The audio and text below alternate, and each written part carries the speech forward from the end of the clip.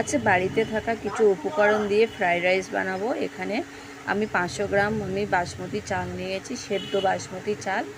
এখানে চালটাকে ভিজিয়ে রাখলে ভালো হতো, হাতে সময় ছিল না বলে আমি চালটা একদম ডাইরেক্ট ভাত করে নিয়েছি। এবার ভাতটা করতে হবে কিভাবে সেটা আমি তোমাদের সাথে শেয়ার করছি।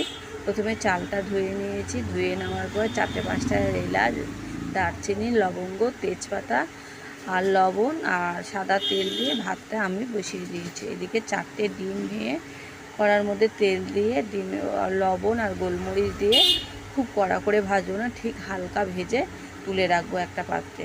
আর গোলমরিচটা একটু ভালো বেশি করে দিতে হয়, দিয়ে কড়া হবে না, হালকা ভেজে আমি একটা থালার মধ্যে তুলে রেখেছি।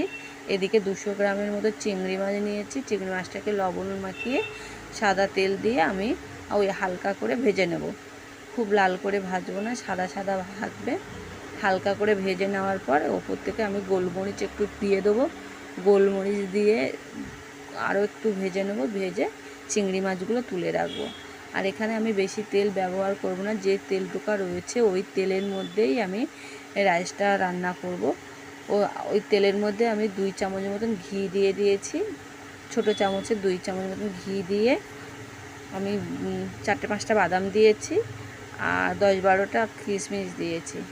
দিয়ে বাদাম কিশমিশ যখন ভাজা ভাজা হয়ে গেছে আমি ওই ভাতগুলো দিয়ে দিয়েছি। আর ভাতটা হয়েছে, আমি ঝরঝরে মতন ভাতটা যখন হয়েছিল তখন ভাতটা বানানোটা বসানোটা দেখিয়েছি। ভাতটা যখন হয়েছে, তোমরা তো জানোই ভাত রান্না করতে সবাই, সেই যেমন ভাত হয় এরকম 1 ফুট বাকি থাকবে, ভাতটা নামিয়ে নিতে হবে। আর ভাতটা ঠিক ঝরঝরে মতন হয়েছে। আর ভাতের মাড় গালার সময় তখন ভাতের ঢাকনাটা খুলে দিতে হবে। আর এদিকে ভাতগুলো দিয়ে দিয়েছি। এখানে 500 গ্রাম চালের ভাত যতটা হয়েছে ততটাই দিয়েছি। দিয়ে খুব ভালো করে নাড়িয়ে নিয়েছি। নিয়ে লবণ দিয়ে, যেহেতু ভাতটা করেছিলাম, অল্প লবণ দিয়েছি আর গোলমরিচ দিয়েছি।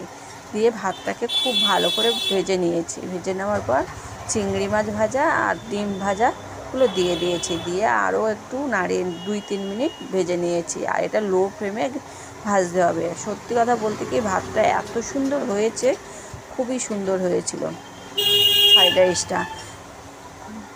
আপনারা পারলে বাড়িতে এরকমই ফ্রাইড রাইস বানিয়ে দেখবেন, ভীষণ মজার খেতে হয়। খুব অল্প উপকরণে এত সুন্দর একটা ফ্রাইড রাইস।